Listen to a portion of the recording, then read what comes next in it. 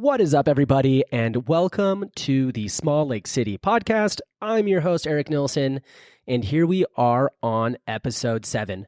I'm really excited to announce the guest today. His name is Lorin Warner. He's the founder of Honest Eatery here in Salt Lake. You've probably seen locations at the Delta Center if you're going to see a jazz game, on Regent Street if you're going to the Eccles Theater, or over on Foothill if you're trying to get to or from campus and looking for a healthy bite.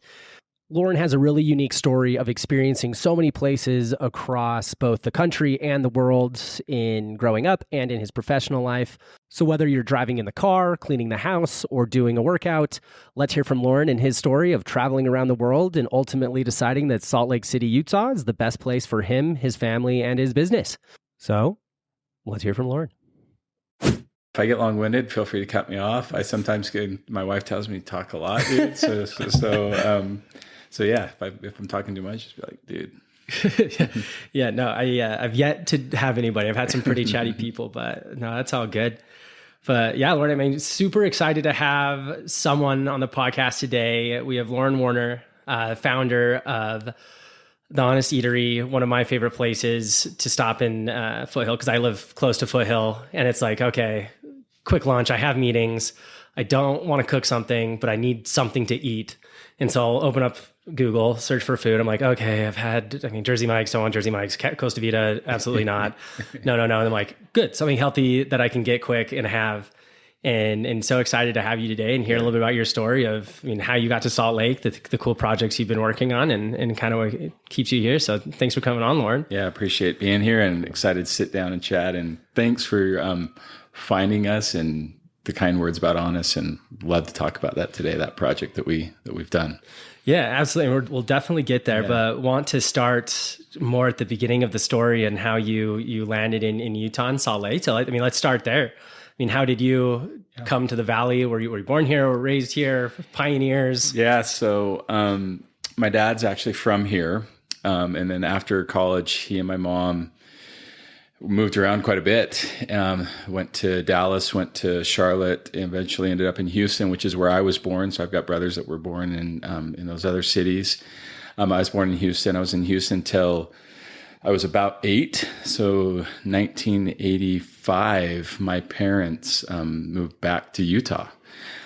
So for a long time, I considered myself a Texan. And as Texans like to do, right? Yeah. But eventually it was like, I'm from Utah. And, so that's how we ended up back in Utah. And I was in Utah until I was in my early 20s.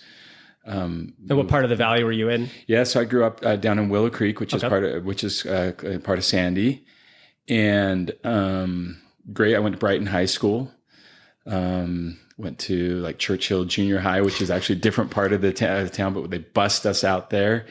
And when we moved to Utah, it was I was young enough that it was not super difficult. I was 7 years old, resilient, second grade, was able to kind of fit in easily. I had a couple older brothers that had a little bit more difficult time with the change, but for me, it was great. And I remember like rolling into Utah, and my parents bought that home. It was a fairly new subdivision at the time. It was just kind of right at the base of the mountains. And I'm just looking, I'm like, mountains, because, Texas is just flat. And we had lots of trees in Texas, not as many trees here, but I just remember seeing those mountains and just being like mesmerized. And every day I'd walk to school, I'm like walking towards the mountains and using the mountains as my guide. And so it was a good time. Yeah, there's no mountains like that in Texas, because I did just like most typical Utahns, I did summer sales in Texas, half the summer in Austin, half in Dallas. Yeah. And I'll never forget it, because I could not get my bearings straight at all. Because if you're from Utah, you're like, cool, foothills north, mountains east, far mountains west, and if it's even further, then south. And I'd be in Dallas, be like, someone could put a gun to my head and ask me which way was east, and I'd just tell them to off me, because I would have no idea. So true. But what kind of stuff were you into in childhood? Were you like big sports guy? Yeah, so growing up, loved sports. I just remember, I think that was one of the greatest parts about the neighborhood that I lived in was lots of young families. And so quickly made friends with the kids in the neighborhood. We all went to the same elementary school. I was out skateboarding all the time. It was kind of the beginning days of skateboarding. I was kind of on the cutting edge at the time. We built a half pipe, and my buddy and I, we built a half pipe down by Willow Creek, the actual creek. We found a little spot down there, and we built a half pipe down there with his dad, and all the kids would go there. And so we were just riding around the neighborhood all the time, but we played sports as well. I mean, we were doing roller hockey at the time. We'd do everything at the church parking lot in front of the church and at the park. We'd play baseball down at the park, home run derby. We'd go play tennis down at the park. We'd play football in front of the church. The first down markers were like where the sidewalks would go down into the front doors, and so we were just out and about. And I mean, it was amazing. And, thankfully didn't get into too much trouble growing up, and just had good friends. And there are a couple of friends that got into some stuff, but I mean, it was amazing. And, I think it was a nice time in my life that I look at my kids now, and they don't so much have that. Totally. We were just out. My parents were like, yeah, just go. And we figured things out. And, it was a good time, a good time. And I always felt the Utah kids really accepted me. Like it wasn't a big deal that I was from outside. I know I had a buddy down the street as well. He had just moved at the same time, moved from Oklahoma. His parents were from Utah as well, but he had come back from Oklahoma. And we all just kind of gelled, and it was never a thing. It was just we were all just one big group of friends. And I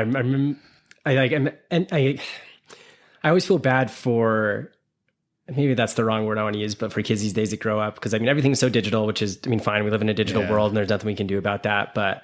I mean, because I grew up in a cul-de-sac up in the avenues, and I mean, there was like, let's see, they were the McFarlands, the Bairds, the Chungs, and it's literally you just go outside on your bike, and then next thing you know, everyone's outside on their bike, and again, someone would set up goals for roller hockey, someone would just grab a basketball, we'd start shooting hoops in one of people's yards, and it was just such like it just always just naturally happened. And even when I moved into another neighborhood, like same thing, just ride your bike to your friend's house, go do whatever. And there's always something happening. And there wasn't really much thought of how or why you're planning, but just also kind of like serendipitous of how it all came together. So true. That's a great word. I mean, that was really it. It's like finish your homework and then you just go outside. And the serendipity, like that's what I find when I jump on my skateboard. I'm like, where are we going? I'd go up to my buddy's house, Tony and I'd jump on our boards, and we just kind of go. We'd follow each other. We'd pick up Scotty Bench on the way, and we just, whoever else we ran into, we'd pick them up, and we'd all just go kind of hang out, and we were just having fun. And I think that's the nice part. That's a really great word to use, is that serendipity. And I think that's bled over into my life now. I love serendipitous things. I love to be in positions where things just fall into place, where things happen. Totally. I'm just making that connection now as you talk about it. Great connection. Yeah. No, I love. Yeah. I remember those days of just like calling your friend up and like, hey, is so-and-so there? Can we play? Can we play? Everything was always play. And obviously it's nice to have no responsibility and no bills showing up and all the stuff that we love to deal with as adults, but always having that as an anchor was always there. Yeah. And so, okay, so you grew up in Tandy, went to Brighton, and then, correct me if I'm wrong, but then you went to BYU. Yeah, so I went to BYU. Okay. I went on a mission. Okay. Where'd you go on your mission? Brazil. Cool. And so I had already spoken Spanish before high school. I was really obsessed with Spanish. Like I had anyone who spoke Spanish at high school, they were my friends. So everyone from outside. Such an interesting thing to be like, you know what? I'm not going to obsess over video games or an MBA Spanish. That's what we're doing. Weird. And my brother was like the same way. So my dad went on a Spanish-speaking mission, but he never like really spoke about that at the house. I don't ever remember him really talking about his mission growing up. But like, I had a great teacher up at Brighton, Mr. Young, Senior Hoban, and he like shaped my life. Like he really did, and I was like just obsessed. And so so Spanish, so that helped me as I went into my mission to learn Portuguese. That whole experience also really changed and molded my life as well. Came back, I mean, to your point, I think like you get around people from other parts of the world and so forth. You're like, yeah, do I really want to go back to Utah? And before I went on my mission, I'm kind of a nerd. Like in high school, I did concurrent studies at Slick. And so like when I graduated high school, I was like literally like one semester away from having like a full year of actually with my AP credit, I already had more than a full year. So I had like 2 semesters at Slick when I got home from my mission. Nice. And I had finished my associates. And so, but I was like on my mission, I was like, do I want to stay in Utah when I come back? And come back and kind of just fall into things and fall back into things. And it felt like the right place to be. So ended up at BYU and always with in mind that I wanted to do something afterwards, like a graduate degree. I thought at one point I wanted to be a dentist, orthodontist. And then I realized pretty soon that I didn't, for my lifestyle, I'm a bit more of an adventurous soul, and to be in the same office every single day would be a little bit difficult. Cause I'm the same way. Cause it's funny when you're in school, cause you see people like, oh, I want to do all of these things. And I mean, everybody does it with a heavy dose of ignorance. Like no one knows what actually the day-to-day life is like. Like I wanted to go be an investment banker. People are like, yeah, you're going to go work like 100 hours. I'm like, I can do it. But I didn't realize working 100 hours means you don't have time to do everything else that makes you happy. And anyway, yada, your soul gets sucked from you. Yeah. And even now, like the way that I operate what I do, I'm bored very easily. So if my life was show up to the office, okay, we got a filling, we got a root canal, we got a cavity, cool. Or I got to go read these legal transcripts and go do some research on this, or just kind of like a lot of the more kind of bulleted day-to-day kind of know what you're doing. I know I wouldn't have been able to do it very well. Yeah. And so it's good to recognize that sooner than later that wasn't going to be your 100%, jam. And I have to say, like, ironically, one of the weed out classes at BYU was like this biology. I think it was biology, intro to biology. Anyone who wants to do med school or dental school or whatever has to take this class. And I took the class, and I was, like I said, I'm a nerd, so I was like always a straight A student. Mm-hmm. In that class, I got I think I got a D+. I'd never in my entire life.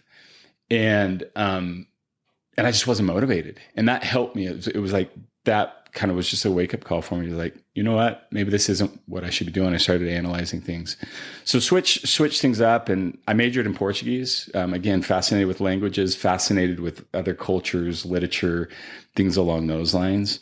So I majored in Portuguese, always with the mindset that I was going to do something for graduate school.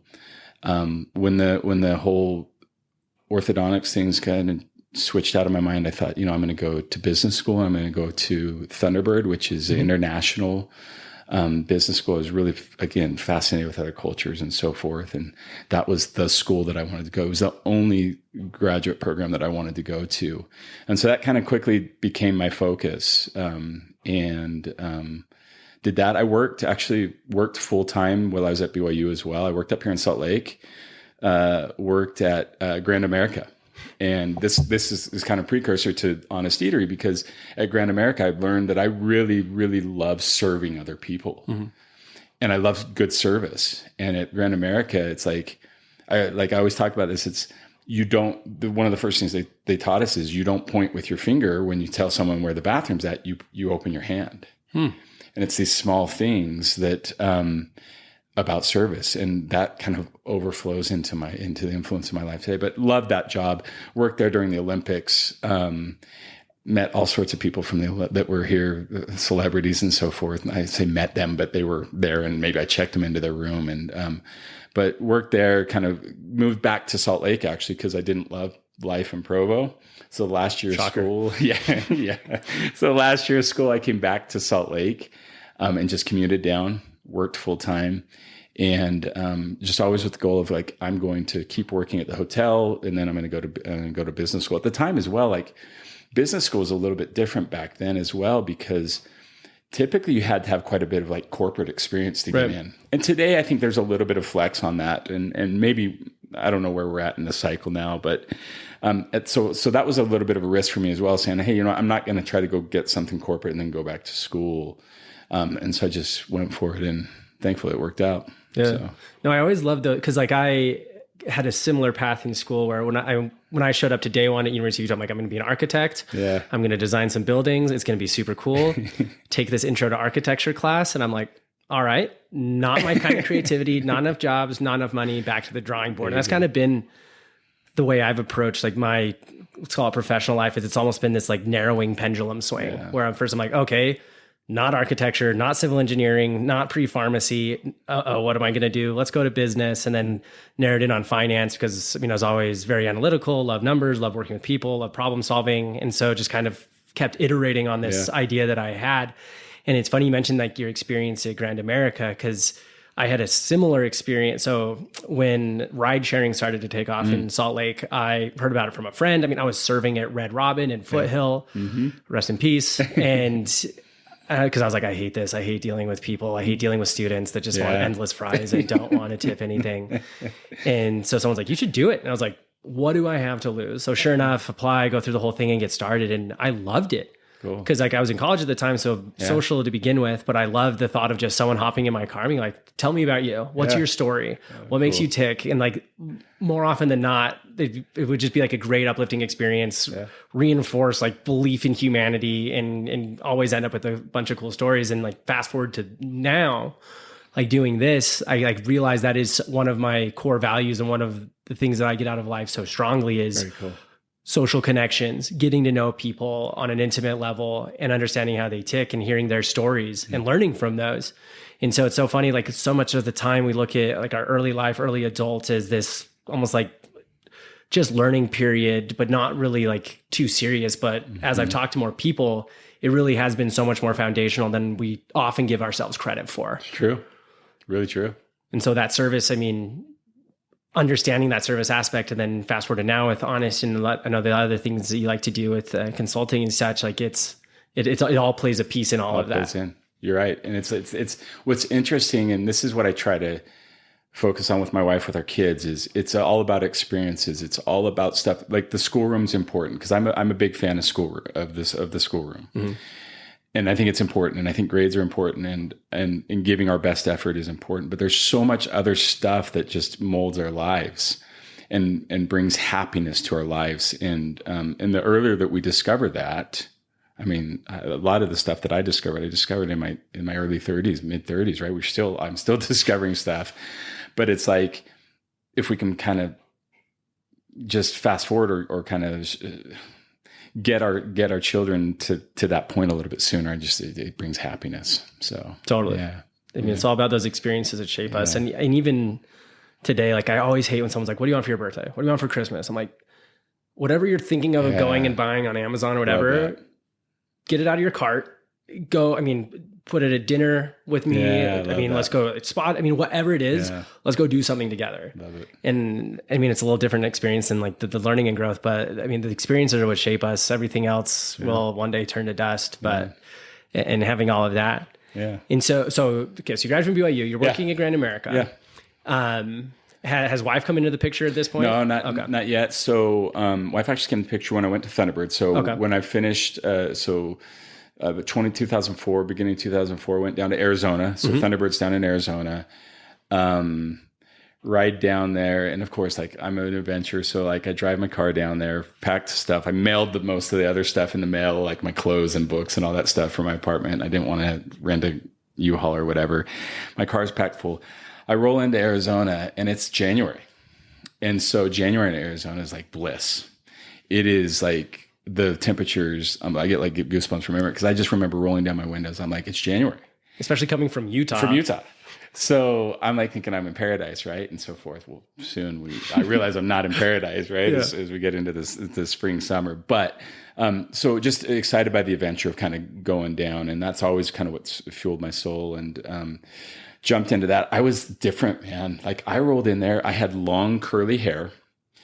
When I left BYU, like even at the end of BYU, I was like letting the hair grow a little longer. I had like scruff, the freedom. I'm just like free. Yeah, I'm like everyone who saw me thinks I'm a hippie, and I'm not at all a hippie. But it was just very different. I rolled into business school, and I'm like very different from everyone in there. But that's just who I was, and I wasn't going to change it because I was going to business school. Yeah. And so.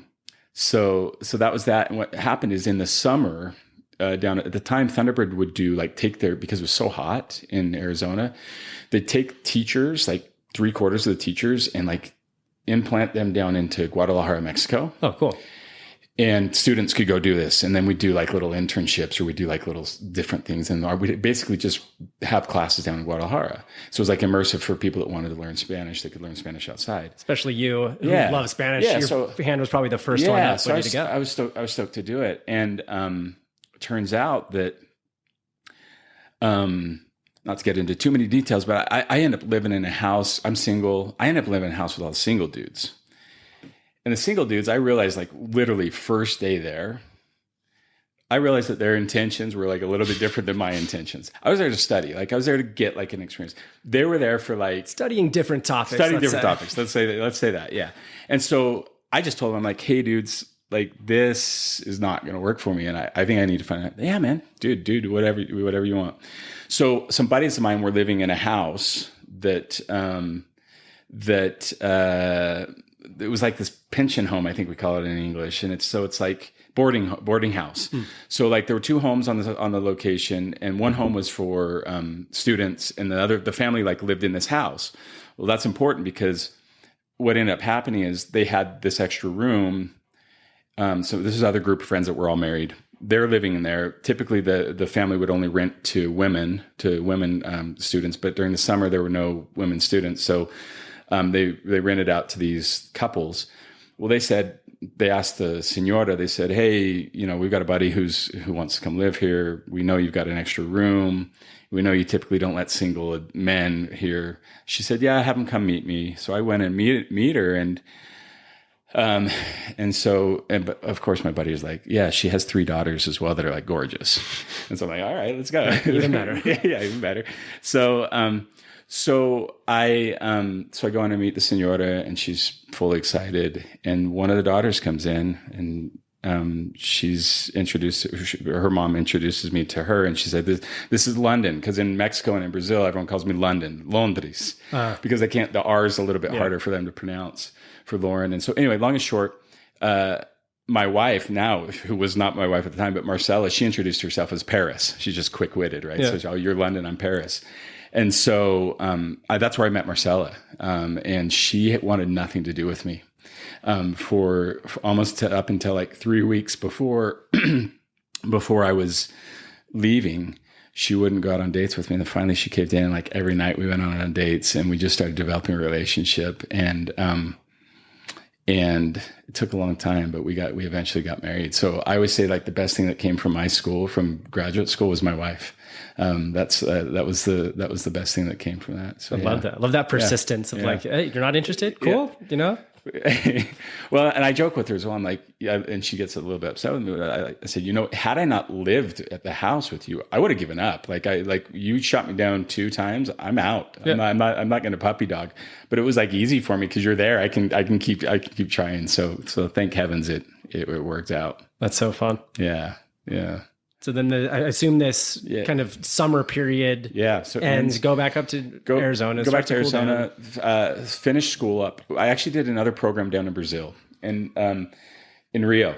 And it was great. It was a really, really great experience for me. I would never change it for anything, but everyone was always a little bit, I was the only one in the school that went down to this program.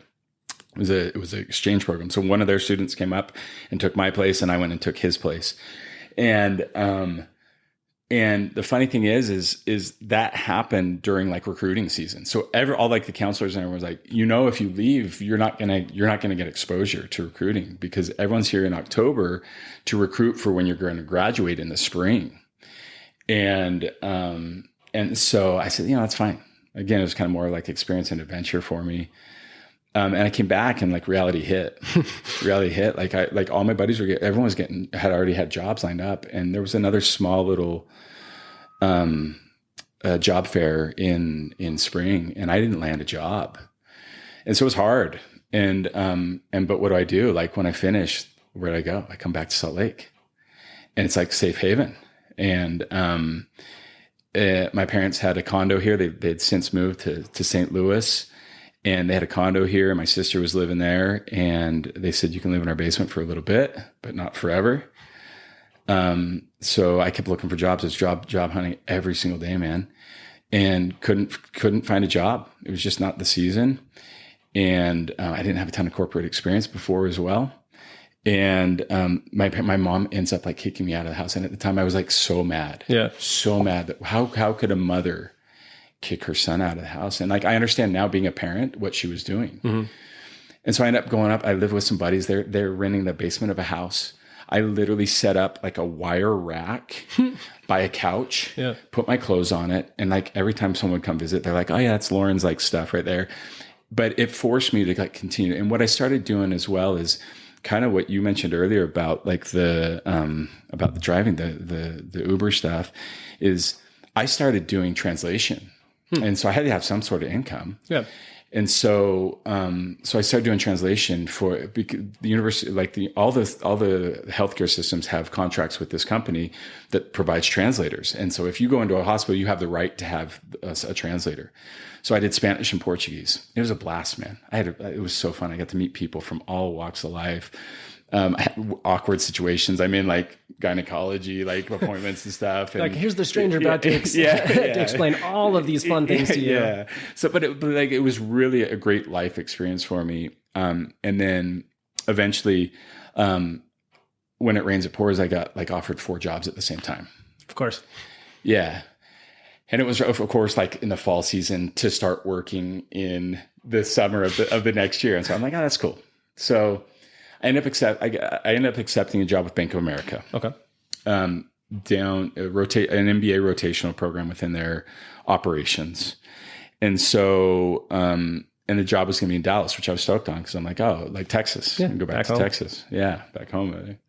And so, so I take the job. They give me a signing bonus, which I'm like thinking, oh, this is dope. I get a signing bonus, like an athlete or something. So that got me through.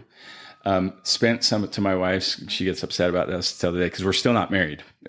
She's still down in Mexico. She's down in Mexico, man. She's down in Mexico, and we kind of did long distance thing, and it was hard when I didn't have a job, and so that was a difficult point.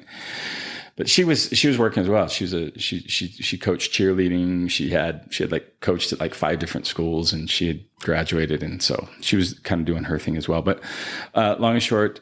I ended up going with a buddy of mine to World Cup in Germany. Oh, what an experience! So I used some of the money for that, and it was a blast. Had a good time. Came back, went to work for Bank of America. I was there a couple of years in Dallas. Marcella and I had long distance was easier because I'm having some cash come in. Mm-hmm. Got a lot of miles. She came up to visit. I'd go down to visit.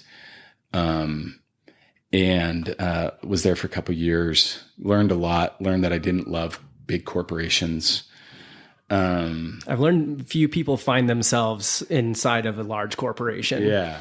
Yeah. I mean, the second year I worked remotely, I had an office inside, but with people that didn't work part of my team.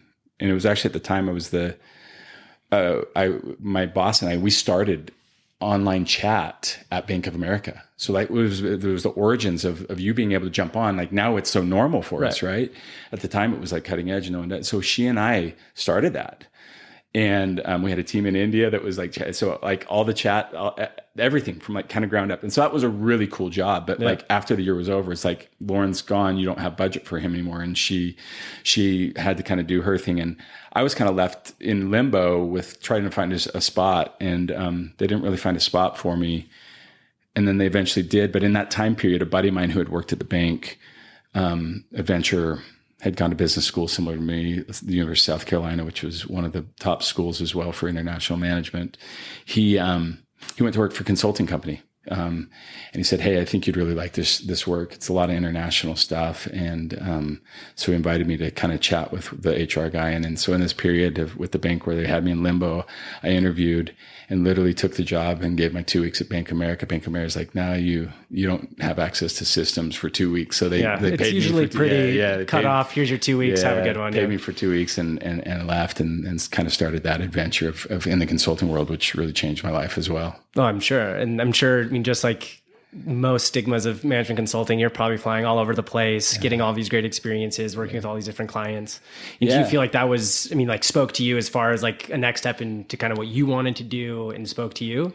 Yeah. So I think one of the big things, so the consulting I did was a little different in the sense that actually the firm that I worked for, they asked us to move to a new city. Okay. And so my client was actually in Southern California, and it was a oil refinery in Southern California. And so I moved to SoCal. I moved to Irvine.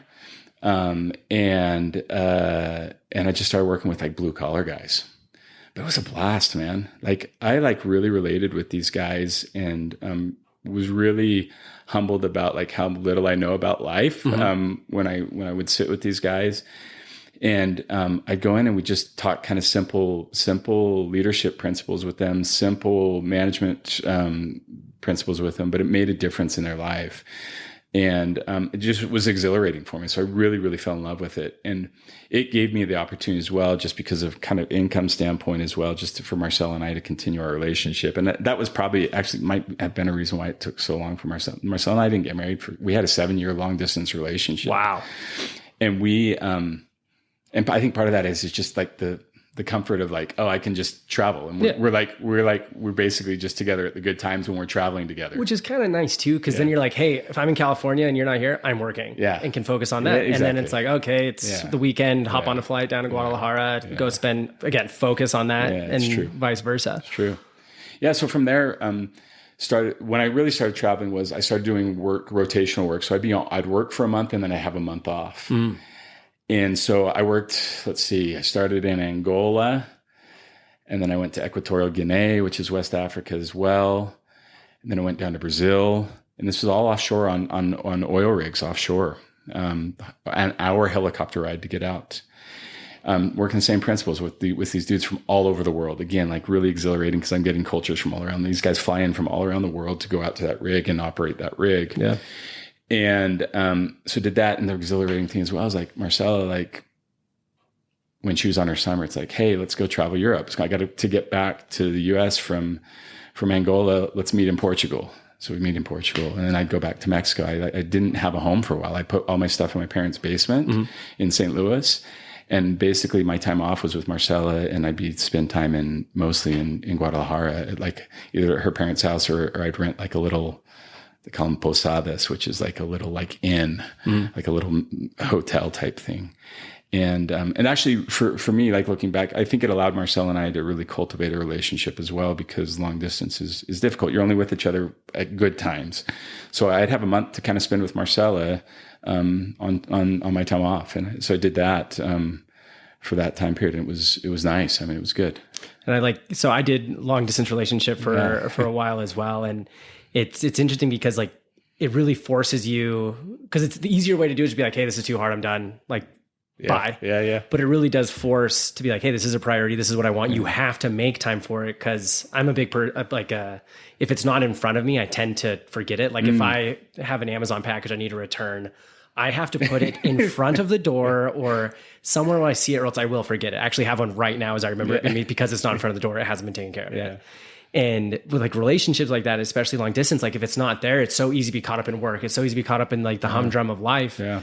But then you still have to make time and prioritize and hop on a phone and be able to do that. And like the fact that you guys did that for so long and I mean, prioritize this, hey, I'm come fly here because I'll be there, or I'm going to come there and stay at this posada and do all that. It's remarkable for how long that worked. And even more, I mean, I'm sure speaks so much to your guys' relationship and the strength of it and all you guys have probably accomplished since then. Well, all the credit to Marcel as well, because she was the one that was really resilient in that instance of, as you said, like I'm working like all the time, and especially when I'm working offshore, and it's just like I'm there all the time. And like when you're at work 24/7, like when you live on the installation where you work, it's like you work 16 hours and you sleep the other 8, and that's just kind of what you do, because there's not a lot of else to do out there on the rig. Yeah. So eventually, kind of from there, what happened was I had kind of built the project down in Brazil, which was the last one. Kind of selfishly, I wanted to build a bigger team there, and I wanted to be the guy that was in charge of the team onshore to live in Rio. And so we were able to do that. We put that together, built a team of 8 plus me onshore. Got the client to jump on board that. They got me a place. They paid for a place in Rio for me. It was a block and a half from the beach. Tough place to be. Marcella, though, said to me before I was going to move down, she said, look, 2 options here. 1, you get married, or 2, we separate, because you're not going to Brazil single. Yeah. A block and a half from the beach in Rio. That's all sorts of temptations she doesn't want to deal with. Yeah. So we decided to get married. We got married on the beach in Playa, like just south of Playa del Carmen. Cool. And then Marcella, after our honeymoon, Marcella came down and lived with me. I had been there for 3 or 4 months before, but she came down. It was great for her, great experience for her to kind of get away from somewhere and kind of live in Rio. We were in Rio for a couple of years. I saw an opportunity for a little bit more entrepreneurial consulting work, which would take me to West Texas. So we moved back, and this comes back to our theme. And we were coming back, and what's the first place that comes to mind? Salt Lake. And especially in West Texas, there's not much in West Texas. Yeah, for sure. I mean, no thought of even going there and moving there. Like in my other work, this was always kind of a fly in, fly out type thing. And so I brought Marcella back, and I said, "Hey, Marcella, we're gonna go to Salt Lake because I've got family here. At least if something happens when I'm on the road, you've got a support system." And then, but what I did is every week off that I'd have, so I'd work like probably 2 weeks, come home on the weekends, but then I'd have a week off. And so every week off for like a couple months, we'd go to a couple different places. So I took her, I wanted to move to Austin. Okay. And I wanted to, because again, like we were talking earlier, it's like this mindset of like, like Utah, I don't want to go back to Utah. And there's something that just always brings you back. Mm-hmm. But so I wanted to move to Austin or Miami. And so,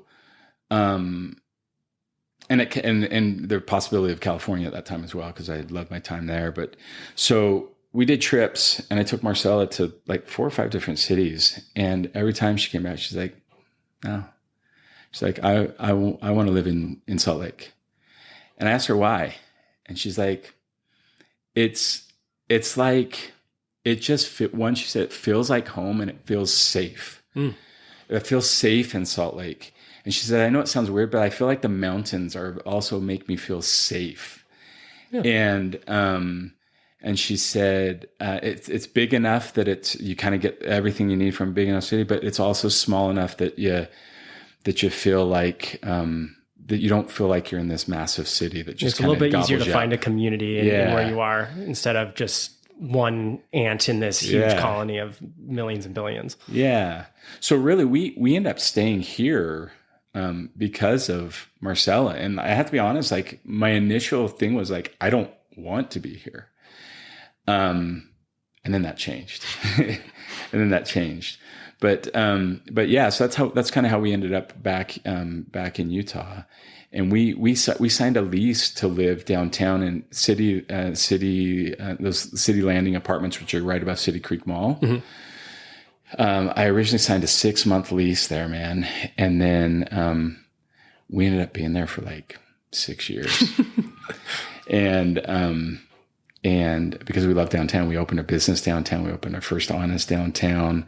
We loved our community downtown. I always thought we were going to buy something, and I just put all my money into the businesses, and it was close to the airport for my consulting work. And we just loved it. We fell in love with it. And then the kids, we had 2 kids and a third one on the way. And pretty soon we needed a little bit more space. So we moved up to Kaysville, and then we've since moved back to North Salt Lake.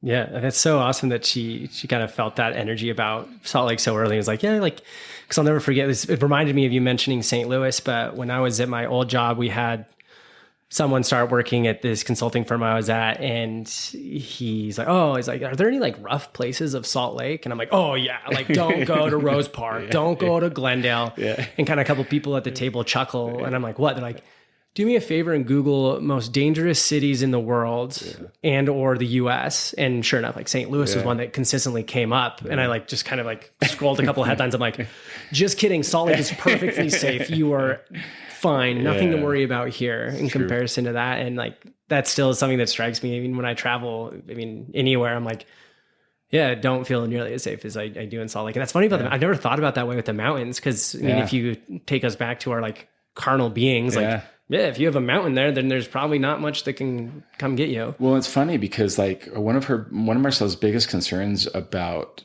Miami was, besides the people are super presumptuous, like in their I shouldn't say arrogant, but they're just very much into appearances and looks. Yes. And presumptuous is a good word. She was worried about hurricanes. So she's super worried about things like that. And so she just felt like She's like, I just feel like safe here. There's like no hurricanes. The biggest thing in her mind is the earthquake that we always hear about, right? But and especially when we had the earthquake a few years back. Yeah, 2020, that was in every voice from my elementary school drills was coming back like, it's here. Yeah. So, but she just felt safe from all aspects, right? Like there's just one of her big things as well. It's like, it's funny, but like, it's true that there's just not many bugs here, right? Like downtown, you get some cockroaches, but like you live in Texas, live in Florida, you see cockroaches everywhere. Yeah, you name them at one point or something. Yeah, exactly. So, this has just been a really comfortable place for Marcella, even though it's far away from home. It's very different from Guadalajara. Guadalajara is the second largest city in Mexico. It's massive. Mm-hmm. And, but she just feels good here, and that makes me feel good about being here too. Yeah. It's always nice to be in a place that you feel comfortable and it's not, because I mean, you always hear stories of people that move somewhere and then there's one of the spouses is like, I hate it here. Are we done yet? Yeah. And more often than not, people come around when they find like in the silver linings of it, but it's nice to have that piece. And like you said, like having family around is so valuable. Having friends around that you have history with is so valuable. And I think that's one thing that I was reluctant to have it draw me back to Salt Lake is like my family. And I remember when I lived in Seattle, my mom would call me every Sunday.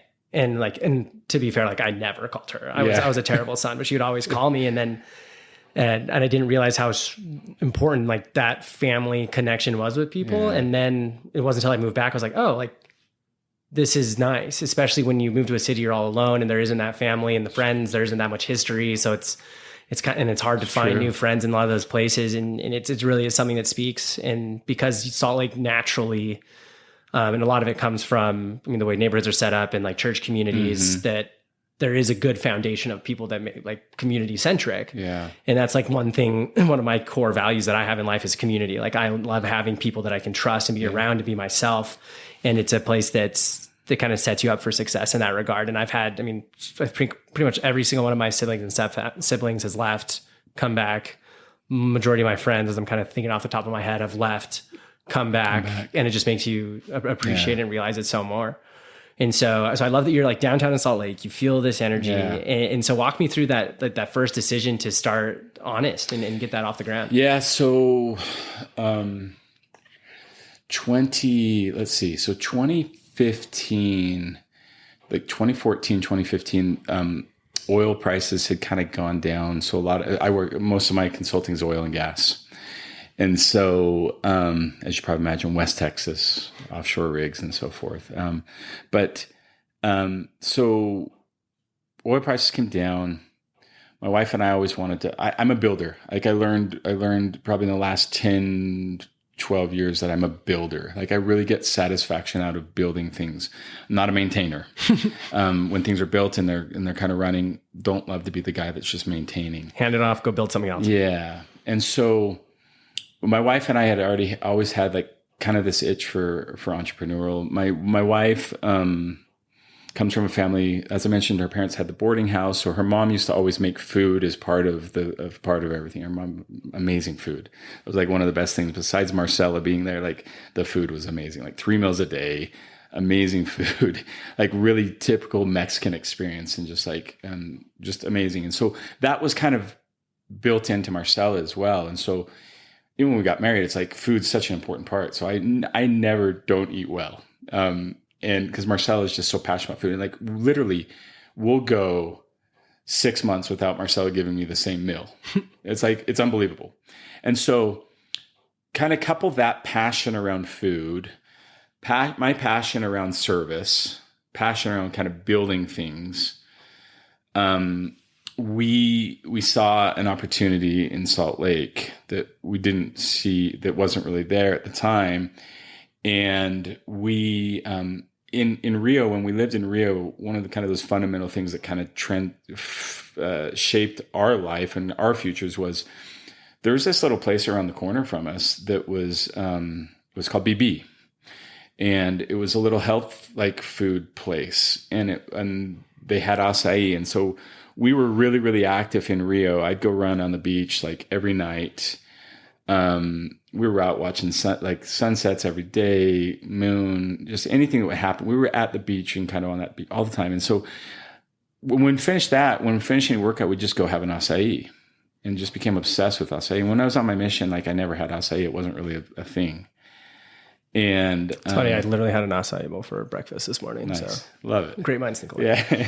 So we become obsessed with this little place, and then we start to explore the menu. It's just like all healthy, clean food. And so when we got back to Salt Lake, we're like, there's nothing like this here. And so we had a buddy at the time who I had brought on to do some consulting with me as well. He's working for some consulting projects with me, and kind of things fell off with him as well. And so we just sometimes when you're first starting something, you need someone alongside with you to take the risk with you, right? Right. And so Jared and I did that, and we started another concept. And I don't know if you saw this, but we started another concept called Protein Foundry. Mm-hmm.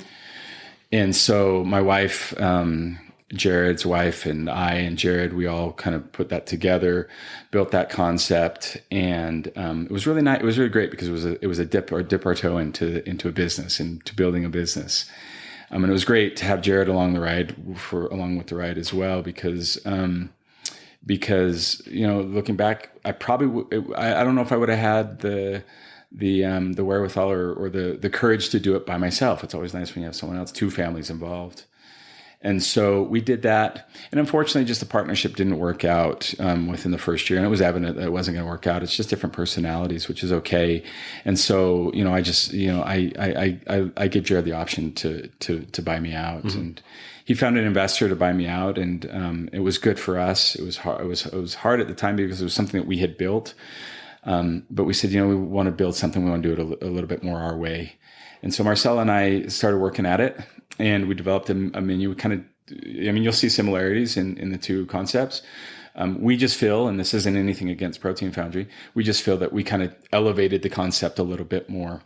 And so my wife, again, the importance of choosing your partner. My wife said to me, she said, "Hey, Lorin, we were looking for locations to open, all kind of around downtown area." And she said, this was right around the time that they were remodeling the Vivint Arena, mm-hmm. Delta Center now. And she said, "Lorin, like all the stuff that's going in there is like local stuff." And this was like after the first year. And she said, "Why don't you go knock the door? Like, let's try to get in there." And so we found the right doors to knock. Yeah. And we didn't even have a concept yet. We didn't have a location. And I just prepped everything. Marcella, had I taken Marcella with us, it would have been like a grand slam. I was able to hit a home run, but if Marcella, because everyone loves Marcella. Marcella was with the kids. And so I went in and I did the presentation. I put out the spread for all of them. They had the chef come in. They had all their like kind of business. Anyone who was like a decision maker at the arena was in that meeting. And I sold them on the idea that they needed to have something healthy in the arena. They had a whole demographic of women, of men who wanted something healthy and clean. And we walked out of there, and I could tell that they were impressed, but I could also tell that like they didn't really have a spot for me quite yet. And so what happened is Cut Bop, bless their heart, and bless their heart for being true to their beliefs. There was a playoff game on Sunday, and Cut Bop says we don't open on Sundays. And so they offered me. They said, "Hey, will you come open on Sunday?" I'm okay with opening Sunday. Although I went to BYU, I'm okay with open on Sunday. So they knocked on our door and said, "Hey, we'd like to give you a trial." And so it was on. Yeah. And they had this massive spot. Cut Bop at the time had one of the best locations in the arena. And so we got everything prepped. I like recruited people from church, like buddies. I have a buddy who's like a multimillionaire. He owns You're like I need anyone who can do anything. This dude's at their cash register for me. Like, it's just humbling. I get goosebumps because like friends and people that care about you will always, and again, this is like Salt Lake, right? Sense of community. This is Salt Lake because to be honest with you, like if I'm in Chicago, and I work a lot in Chicago, and Chicago has a sense of community, but do I get that many friends to show up for me? Probably not. So I got like all these friends. I got a buddy who's out there. He's like, "Dude, we need to get out and like put like samples out." So he's all of a sudden grabbing stuff and he's taking samples of people walking by. And then then they said, hey, we're going to put you up on the Megatron or whatever they're called now, on the board. And so they came by and they did like a little live spot, and like we slayed it. We killed it. Like everyone loved the product. People came in, they freaked out. They're like, acai bowls, are you kidding me? And so they saw that like it was a good thing. And so they found a spot for us the next season. So we opened up there. We were there before we even opened downtown. And we wanted the first one. We wanted to open downtown because that's where we were from. Yeah. And so Regent Street, if you know the history of Regent Street, it's got kind of a shady past history, but like it was like a forgotten street. And then they remodeled it. The church kind of remodeled it. There's a big parking structure, and underneath they had all these beautiful spaces, and no one was going in. There was like no one moving in. We always kept our eye on it.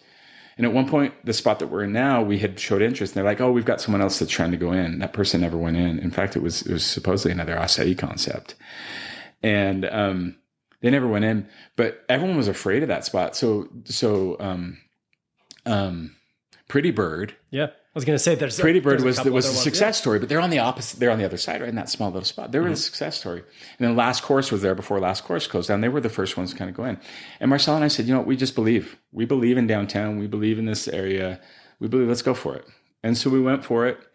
And in the meantime, we found another opportunity up at Foothill, and we said, let's just go for it. We're all in on this thing. Yeah, we're all in. Like, we believe in ourselves. We believe that this is going to work. We saw that it worked in the South Valley. We know that it is going to work here. We've taken it to an elevated level. Foothill is ideal for us because it's really our demographic up there. And so we opened that store 6 months after we opened, or actually, sorry, 3 months after we opened the downtown store. And so we just chased it. And but it was always really gratifying to see people from the downtown that we'd see walking around downtown. Even if we didn't know them, we'd see them walk around. They come into our store. Neighbors from where we live came into the store, people from church coming into the store, people from surrounding businesses coming into the store.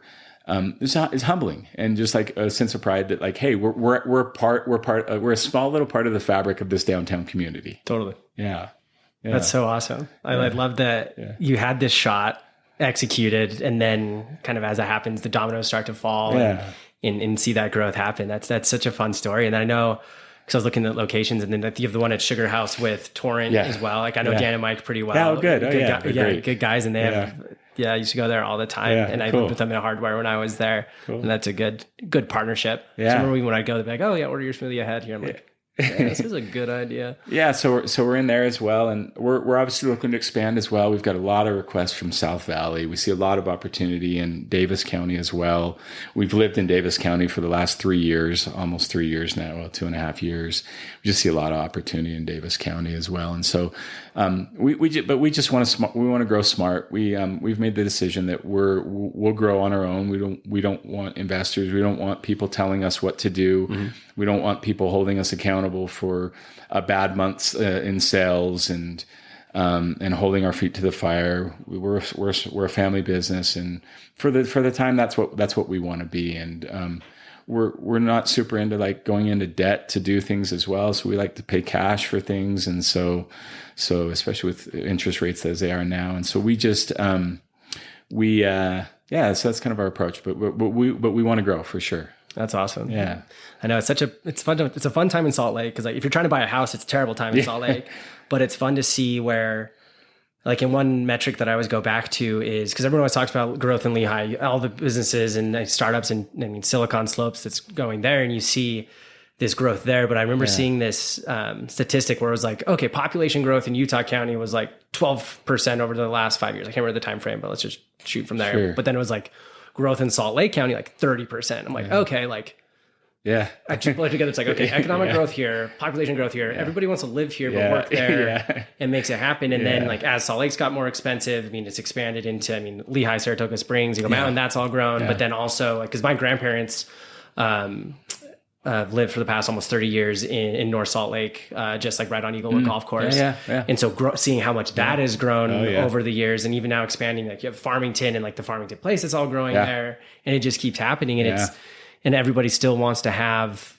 all of these amenities, especially like I alluded to. I mean, I'm someone who's always on the go and terrible at planning food. So if I can have a place where it's healthy and quick and on the go, then sign me up. Well, and so listening to you talk, it's like, I'm just having flashbacks of like COVID and stuff. And like Utah is a great place to own a business. Like Utah government just gets out of the way. Mm-hmm. And like during COVID, I saw some of the stories that were on TV and I'm like, I'm so grateful that I live in Utah. I'm so grateful that I live in Salt Lake, that I own a business in Salt Lake, that we're able to kind of continue operating. We had 2 tough months. Two really tough months, and we had to let some people go. We kept as many as we could, but like Utah just got out of the way as soon as like as fast as they could move to kind of get out of the way. They got out of the way, and I was always grateful for that. Downtown Alliance was really like involved with all the businesses downtown as well, and they're always kind of knocking on our door to see if we're okay, if we needed anything, and it's back to that kind of community piece. Like really did feel that, and really felt that people just care. Like people there's a support system there. As much as I didn't really have anything that I needed from the Downtown Alliance, just the fact that they were there. Derek, like, send me an email. Hey, how you doing, man? Everything going okay? And so just good people. And when I say that the support like that as well, like then like people came in droves as well. Even when it was like difficult for people to go out and you could only go up to like the door, people came to our business. People supported us. And like, I will be forever grateful because we opened a business a little less than a year before things hit the fan. And had people not supported us, had people not felt that sense of community that hey, these guys have risked and we're going to support them, we wouldn't be here today. Yeah. Like there's no way. And had I lived in another state, had I lived in another city, we may not have been there. I may have been financially lost. Yeah. So, yeah, Salt Lake is in Utah. Like whatever you may say about like one side of the aisle, the other side of the aisle of the politicians, like at the end of the day, I think they want the good of Utah for sure, and Utahns. And I really felt that during COVID. And like, that's one thing I actually really appreciate about Salt Lake that I've realized during COVID is seeing the cities that like quote unquote won from the pandemic were liberal cities and conservative states, because it almost is this natural checks and balance that happen. And what do we see now? We see Salt Lake City, Austin, Nashville, Charleston, Miami, like all of these cities rise from that because of that. And I fundamentally believe that is also part of this like Goldilocks effect that we get in Salt Lake of this kind of perfect spot in between that. And so I know you said, I mean, definitely going to grow the business. There's demand in all sorts of other geographies. Are there any other projects you're working on outside of Honest, or is it really just all speed ahead? We've got another couple concepts, like restaurant concepts that we want to open. And to be honest with you, right now, the biggest challenge with that has just been labor, kind of working through the labor piece. And I think we're starting to get to a better spot from the labor perspective, and some of the inflation and so forth, and just some of the economic difficulties. And again, we don't feel them like in Utah as much as others, but so we've got a couple things kind of on the dock there that we're interested in exploring, and again, I think part of that is just that we want to add another spot to the community. And I know it sounds cheesy, but like I've always, from day one, whether it was Protein Foundry or here, I get goosebumps when I see people at our table and like they're connecting over a table. And I know that sounds super cliche, but as a business owner, of course, I'm here to make money. Of course, we're here to provide for a family. Of course, we're here to provide for families for those that work with us.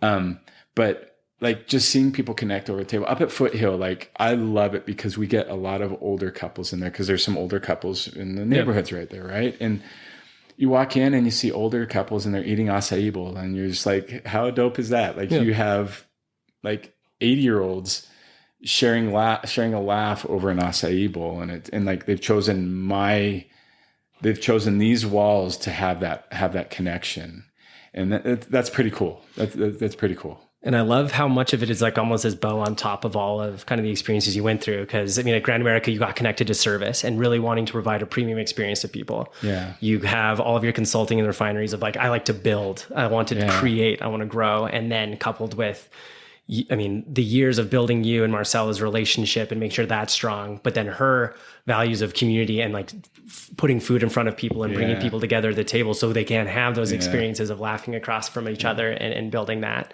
And so that's so fun that kind of all of these roads brought you to this place and you found success in it because it's who you are and what you did. It's authentic. Yeah. Yeah. I mean, and when you talk about projects, I mean, so Marcella and I are always, we didn't talk about it, but when I was at Thunderbird, some friends of mine and I started a nonprofit in Brazil.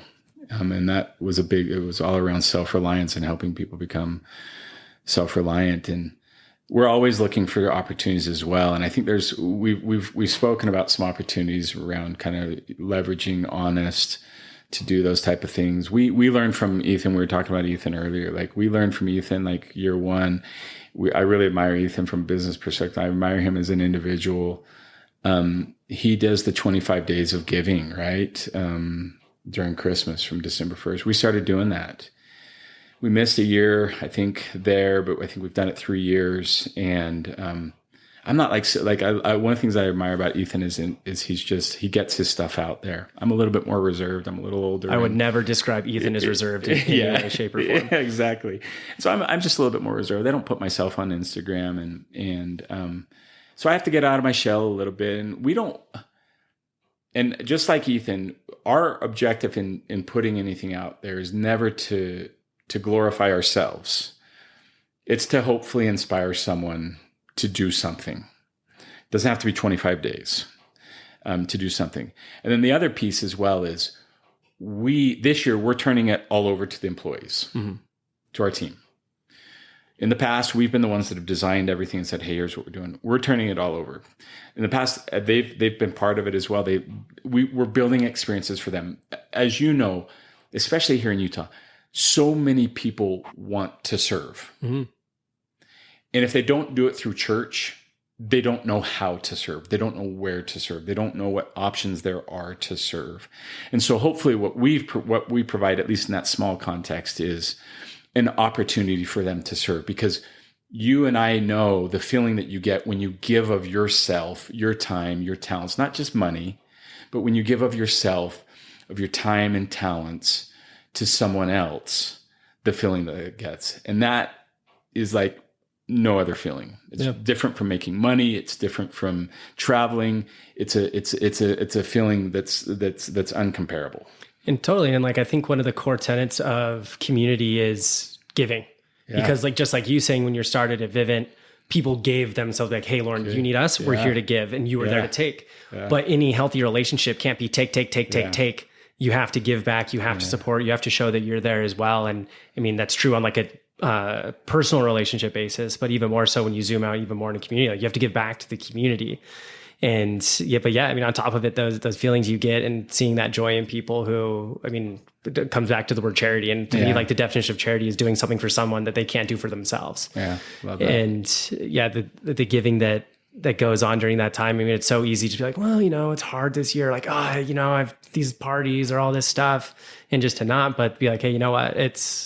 I've been so grateful for all of these people. It's time to me to give back in some way. Yeah, it's great. And we probably don't do this as often as we probably should, but we, every once in a while, there's something about surprises as well, right? Giving when it's not expected. And so we've in the past kind of, we had some connections with some nurses and we had met over COVID, and we just kind of out of nowhere say, hey, are you at work? Can we drop some bowls by for you and your team? And so there's opportunities to do that. I think business creates some opportunities to do those types of things as well. And so again, we probably don't do that as often as we'd like to. It requires planning and time, spontaneity. But I think that's important piece as well. We try to be good neighbors up at Foothill as well. And there've been times where we said, hey, take some bowls over to the toy store around the corner, or down to, to the folks over here at the bank inside of the Dans. We ask them for change. So I always tell the team, I say, hey, as a gratitude, take them some food. But yeah, so I think it's just, I think it's about looking for small opportunities to give back. And again, business is another vehicle that allows us to do that. And so I think that's important. That's important to the name of our business as well. You see, I've got a shirt on today that says genuine, and I've actually got one here for you as well. You've probably noticed all the names of our products are like a positive vibe, Yep. right? They're human characteristics. And I'm a big believer that you walk in a store, feelings stick in the walls. And so I've told my team that, and maybe this sounds bad, but like if we have a guest that comes in and they don't treat us well, I don't want them to come back. Yeah. I don't want you. I don't need your money. No matter how much money you're going to spend here, you're going to leave stuff in the walls, and you don't need to treat my team disrespectfully. The energy lingers. And it lingers. Everyone feels it. And so I think that's part of kind of the naming and so forth. And I don't think we've kind of informed people and made the connection as well as we could marketing that. But hopefully the idea is that hopefully people seeing those words, kind of vocalizing those words when they make their order, that there's something that subconsciously kind of sticks with them as well. Oh, I totally believe in that. Yeah. I believe in, energies attract similar energies. Positivity attracts positivity, and even to that subconscious effect. Like, I mean, I'm a big believer in even if I listen to positive music or like anything upbeat, then I feel upbeat. And I think there's so much more in the words we use, how we talk to ourselves, that can be. And so I appreciate those little details that do go some way. Can we quantify it? Probably not. But can we feel it when it goes right? Absolutely. Yeah, I mean, you brought up Mike and Dan, right? And so Mike and Dan and I had this conversation once as well. They came in. I met them because they came down to our store downtown, and they're just so kind, right? And so they pulled me aside when they were there, and they said, "Hey, tell us a little bit about your concept and so forth." And I think Dan said to me, because Dan's from New York, he said, your concept here it feels a lot more like NYC than it does SLC. Mm-hmm. Just because it was maybe a little bit different at the time, right? And so, but we had the conversation around just the small details, and they were pointing out that they had recognized some of the small details. They said, "Hey, I noticed that you've got these gold tones throughout the store." I'm like, man, like I intentionally did. Like Marcella, when she designed this thing, she intentionally did that, and you made the connection. And Dan said to me, or Mike, I can't remember who, but they said, I had made mention. I said, I just think people feel that. And they said, yeah, 100%. Like people, whether they actually register it in their mind, they feel it. And so I'm just a really big believer, kind of that energy and that kind of feeling of just of the space. We got a little way to go at Foothill. We haven't. I don't know if you've been into our downtown store, but our downtown store is a little bit. We've got a big mural on the way up at Foothill. We got to do a little bit more of the decorations up there. In due time. Yeah. So I guess outside of honest work sort of stuff, I mean, what else do you liked about being Salt Lake? Any sort of activities you like to do? Or So, and hopefully we're going to get back to this more. We've got a little one. And I hate to use having children as an excuse because I think children are resilient. They're just busy, lots going on. But Marcella and I, one of the big reasons Marcella wanted to stay here is we did a lot of hiking. Mm-hmm. I skied and snowboarded growing up, and we haven't done that a lot. I think when the kids, we probably need to get the kids on some skis here soon. But we love hiking. And Marcella and I, so when we made the commitment to stay in Utah, we made the commitment, and as business gets, I'm laughing at myself because I don't know that we've kept this commitment over the last few years, but we made a commitment to visit national parks here in Utah. No matter how many times we've been to them, visit national parks, to always go on hikes, to take advantage of things like Sundance that happen here in Utah as well. And we just said, if we're going to live in Utah, let's make sure that we're taking advantage of the things that are offered here in Utah. And so we love to hike. I mean, Marcella and I used to be out hiking at least once a week, sometimes twice a week. And then the kids came, it got a little harder. We do it a little bit more with the kids, but hiking is just phenomenal. And I'm a big kind of destination hike guy. So I like to hike to the lakes or hike to a view or things like that. So hiking, we love hiking. I think restaurants here are underrated as well. I think there are a lot of great restaurants in Salt Lake, and in Utah in general. So we spend a lot of time kind of at restaurants, as much as Marcella is a fantastic chef at home. We like to give her a break every once in a while and go to some restaurants. We've got a great restaurant scene here as well. Lots of things for kids to do in Salt Lake. Like we live in North Salt Lake, just up the road from this beautiful park that overlooks like the valley, and you hike for a moment and you get wildflowers. And so we try to take the kids mountain biking and things like that as well. And we just like to be outside as much as possible. And I think Utah is one of the best places in the world for that. I mean, it's like I told you about when I was traveling around the country, like the accessibility to outdoors in Utah is unparalleled. Like I mean, like I was telling you, I grew up in the avenues, but I mean, I didn't spend a lot of time like in the foothills or hiking, mostly because like family dynamic and a lot of reasons I couldn't. But then when I moved back to Utah, I was like, how did I not know this was here for so long? And I mean, big fan of national parks and big fan of being outside, because I'm a big person who recharges in nature, and I love just disconnecting, going outside, reminding myself that it's a beautiful place, beautiful things. And I mean, even when you're hiking, like I can't remember the last time I was on a trail runner hiking when I saw someone just like frowning, right? Yeah, exactly. But you go walk around downtown and you're going to see a couple golden people not happy.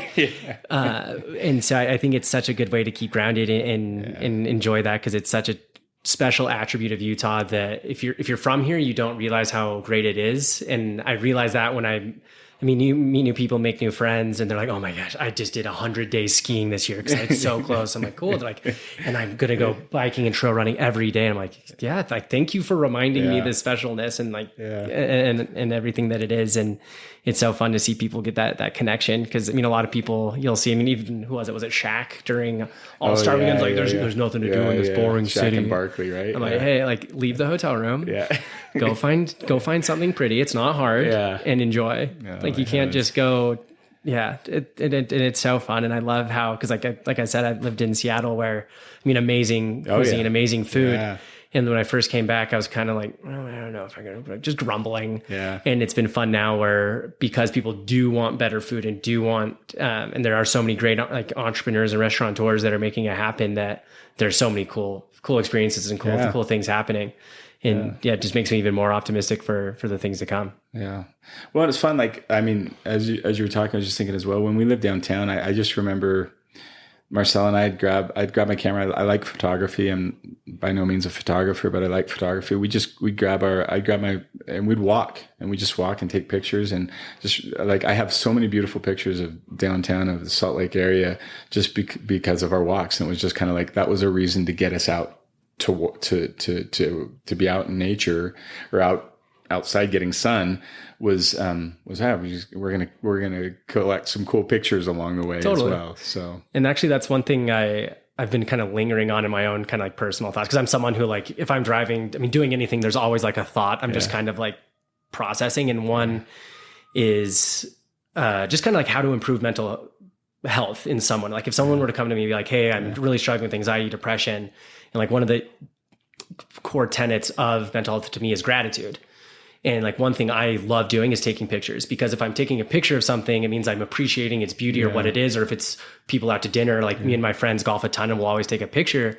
And if you're taking a picture of something, you're grateful for it in turn. And so if you're walking around Salt Lake taking pictures, you're grateful for it and you see the beauty in it. And there is a conscious like, oh yeah, that's amazing. Look at this composition. Look at these lighting. Look at these colors. And such an easy way to be grateful for it all. Sure. I love that. I love that perspective. I hadn't thought of that way of taking a picture as kind of gratitude. It's really true. Yeah. Whenever someone's like, oh, don't take a picture. Like, oh, I haven't taken, I'm like, oh yeah, you don't have enough film on your camera. Like, is that the 2 terabytes you have on your Apple Cloud not enough? Don't want to clutter it up. Funny. Yeah. Well, Lorin, I kind of want to end with the 2 questions I ask everybody. And number one, I mean, if we want to find Honest Eatery or yourself, where do we find you? I mean, websites, social locations? Yeah. So website is eatathonest.com. Social's the same. Mostly just Instagram there. And locations, we're on Regent Street, which is the same as Pretty Bird. We're at Foothill Village, which is the oldest shopping center in Salt Lake. It's getting a big facelift, as I'm sure you've seen as you've driven by. It's not as vibrant as it used to be, so I'm glad to hear that. It's been rough. It's hurt our sales as well, but it's the end product is going to be phenomenal. Awesome, love to hear that. And it's going to be a draw. People are going to really want to be there, and so we're excited for that. So we're at Foothill Village, which is great access for those that are at the University of Utah. And we're in Torrent, Torrent Cycle, which is in Sugar House, which is on kind of the main drag there behind the Cubbies. We're on kind of the opposite side of the Cubbies there. And then we're also at the arena. Anytime there's a jazz game or major concerts, you can find us there for something a little bit different. And you can probably find me at the airport on Sunday afternoons or Thursday mornings, because I'm at the airport doing a lot of consulting lately. I'm in Chicago almost every week. Flying in, flying out. Got your $1 million mark yet on Delta yet? I'm close. I'm close. And I had a friend that he works at Nike in real estate, like global real estate. Oh, cool. And he got the note from the flight attendant, like, congrats for hitting a mile. Yeah. And I was like, congrats. He's like, don't be proud of me for this. Too funny. And, Oh, sorry. Go ahead. I was going to say, and lastly, if you were to have a guest that you think would be interesting to have on the podcast, who comes to mind, or who do you think you'd want to hear their story? Oh, man. First person, and I'm sure he'd probably, he's a really private person, but his name's Michael Thorpe. And he's a prosecutor. He's from DC, but he loves Salt Lake. And he's a federal prosecutor. He's seen the good of Utah. He's seen the challenges of Utah.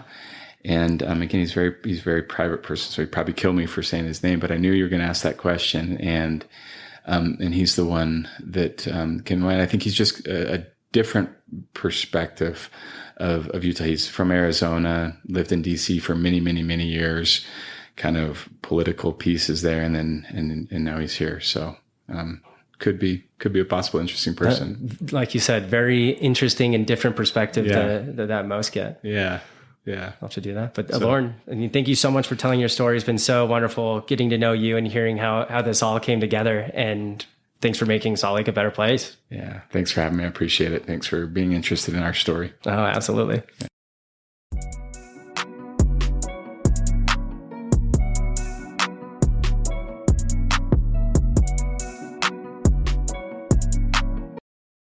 Thank you so much for listening to this week's episode of Salt Lake City Podcast.